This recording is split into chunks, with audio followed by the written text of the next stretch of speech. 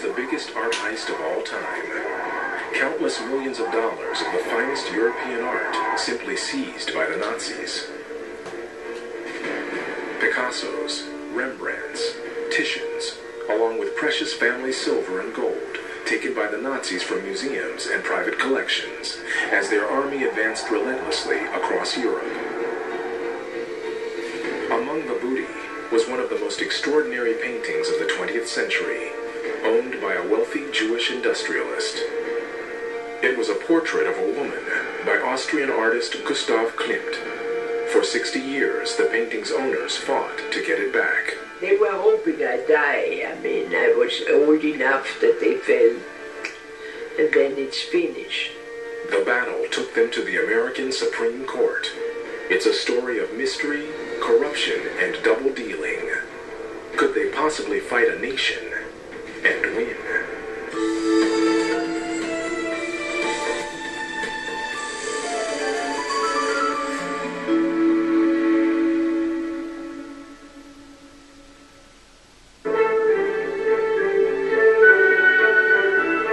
Vienna at the beginning of the 20th century was a thriving metropolis that had become the cultural center of Austria and home to the rich and famous.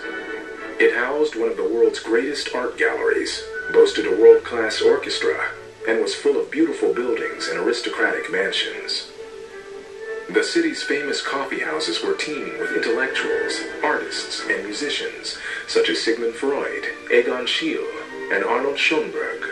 And the man Viennese society flocked to for their portraits was Gustav Klimt.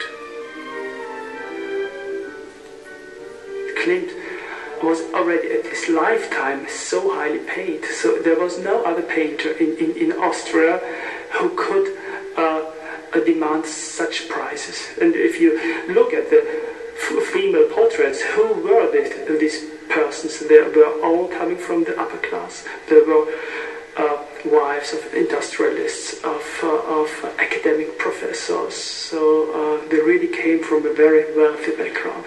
One person who could easily afford Klimt's prices was Ferdinand Bloch-Bauer, who had amassed a significant collection of Austrian art. The Viennese had a sweet tooth, and he made his fortune by refining sugar. His wife, Adele, became a socialite who organized parties for Vienna's finest at their mansion. Her niece, Maria, was 9 years old at the time. She surrounded herself with artists, composers. She had what they called a salon at the time. She had all these fabulous people, Richard Strauss and Wassermann. I mean, she had people, painters, poets, composers. And this is where she got her intellectual stimulation. Klimt was one of the artists who frequented the salon. He became a personal friend. But what would he charge to paint Adele's portrait? The price at that time was already extremely high. It was enormous. I think that it was as high as you could have acquired at that time a whole villa, a good land house, even in the suburbs in Vienna. It was that high. It may have been expensive, but Klimt's portrait of Adele would become one of the most famous paintings of the 20th century. This was one of only a handful of paintings from Klimt's famous golden period, in which he produced highly decorative work, resembling a jewel box. Here is Adele in the most lavish dress, adorned with glittering jewelry. We know it took Klimt over a year to finalize the painting, and he visited her many times, making over 200 sketches. Ferdinand and his wife were delighted with the picture. It wasn't long before the portrait of Adele grasped the imagination of the art establishment. The painting became a centerpiece of Klimt exhibitions. The Bloch-Bauers wanted more Klimts, and they invested in 4 of his landscapes painted between 1903 and 1916.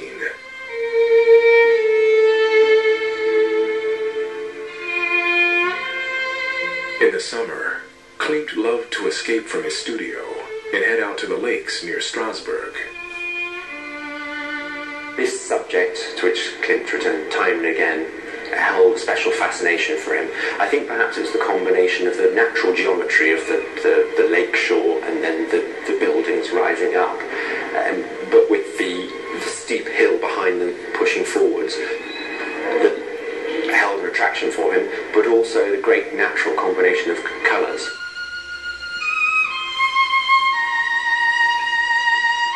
Walking by the lake shore, he would be fascinated by the effect of light on the trees and flowers. And he was back at the autumn with a more subdued set of colors. Here Klimt takes as the subject a birch forest. The innards of the forest, in a glade, there was a reflection of perhaps getting deep into nature, being at the very heart of things. In truth, it's a very restricted palette. Green representing the lichen climbing up the trees and the leaf canopy, the russet colours, earth colours for the floor, and then the lovely silvery colours on the tree trunks. So Adele and Ferdinand's house in Vienna became home to one of the largest private collections of Klimt paintings. Adele's face seems to have inspired Klimt in his golden period. When he abruptly changed style in 1912, Adele was once again the subject he chose to paint. For 10 years, the house on Elisabethstrasse teemed with the color of Klimt's paintings. But in January 1925, the household sank into darkness and despair. Adele died of a brain disease at the age of 43. She died so very young. She was only in her early 40s, and she was only sick like 3 days. Because meningitis is devilish. I mean, it hits you and it kills you. Ferdinand was heartbroken. He left his wife's room in their Viennese home, just as it was when she died. I remember her bedroom, which he converted into a memorial room. And he always had beautiful fresh flowers there all year round. And there was nothing but the Klimt paintings, the two portraits and the landscapes.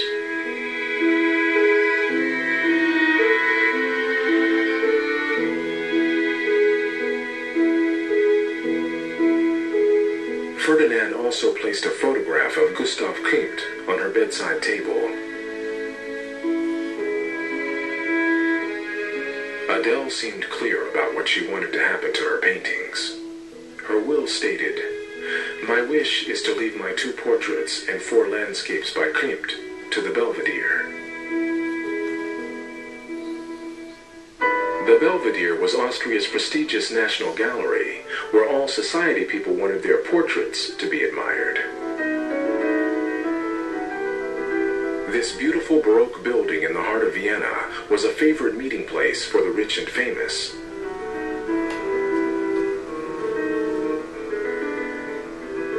But for the moment, at least, the painting remained in the room Ferdinand had left in memory of his wife.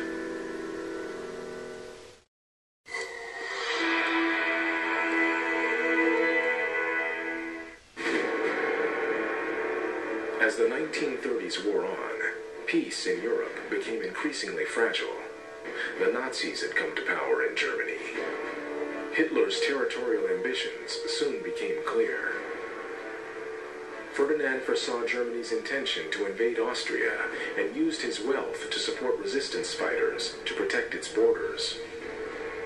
But that proved futile. In 1938, Hitler ordered the annexation of Austria, and German troops marched into Vienna. Before the Nazis arrived in the Austrian capital, Ferdinand fled to his country mansion across the border in Czechoslovakia, leaving the precious portrait of his wife by Klimt behind, with the rest of his art collection on the walls of his Vienna house. As he left the house for the last time, he would have walked past the Academy of Fine Arts right across the street. The shadow of Hitler hung over this place. The Academy had rejected him in 1907, the very year Klimt was painting the gold portrait of Adele. Hitler may have left Vienna as a failed artist, but in March 1938, he came back in very different circumstances, and Viennese Jews grew to fear the knock on the door. They just came and took things, you know. They didn't ask you. They just rang the doorbell and I opened and there they were. And they were not in uniform because it was Gestapo, you know, and they didn't wear uniforms. They immediately asked me for my jewelry, which I had just gotten for my uncle for my wedding present. It was Adele's beautiful diamond necklace with the earrings to match, and that went to Mrs. Goering. Hermann Goering was one of the main architects of the Third Reich, an era he believed would produce 1,000 glorious years of German achievement. As an aristocrat, he saw music and art as part of this great age. As in most things, the Nazis were very organised about their looting. When they were deciding which countries they were going to invade and what their plans for invasion were, they would send out spies or scouts, if you like, to see what collections were worth seizing, so that when they went into the country, once they invaded, they would immediately go after those collections. It was a massive operation. These pictures show preparations for a huge exhibition of the looted art the Nazis had taken from all over France. Every work of art was inventoried, it was described, it was photographed, and then displays were put on for the main Nazi leaders, for Hitler and for Goering, so that they could take their pick of the best of some of the world's art. There were sometimes disputes between Hitler and Goering as to who was going to get which painting or which sculpture, but there are extraordinary photographs that one can see today of Goering going round these special displays which were put on for him of all this stolen art. They seized every possible kind of collection. They were ready to exploit any work of art that was there. Obviously, some of the works of art were not to their taste, and they had certain ideological approaches to particular schools of art. Ferdinand owned one of the largest collections of art in Vienna. It ranged from the contemporary Klimt paintings to 6 works by the 19th century German painter Waldmüller. Ferdinand may have been safe in Czechoslovakia, but his paintings were very vulnerable back in Vienna. Unfortunately for him, Hermann Goering was very fond of Waldmüller's work. The Bloch-Bauer family did not escape the horrors that were destroying Jewish families across Europe.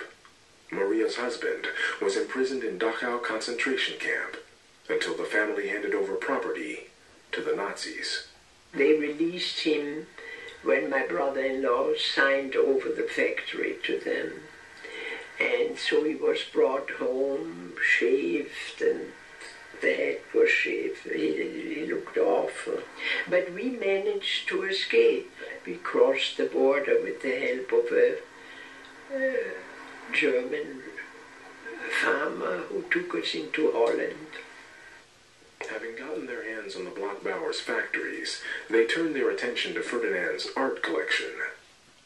They claimed that Ferdinand owed huge amounts of taxes and sent a Dr. Führer to the house in Elisabethstrasse to organize one of the greatest art heists of the 20th century. Dr. Führer knew Hitler and Goering would want the German paintings by Waldmüller for their private collections, but they would have no interest in these decadent Klimts. He decided to sell them off. It turned out later on that it was a terrific Nazi. His name was Dr. Führer, and he had years in prison afterwards. He made a deal with the Belvedere, the National Gallery, for the 2 Adele portraits and the apple tree, and he sold the birch trees to another gallery.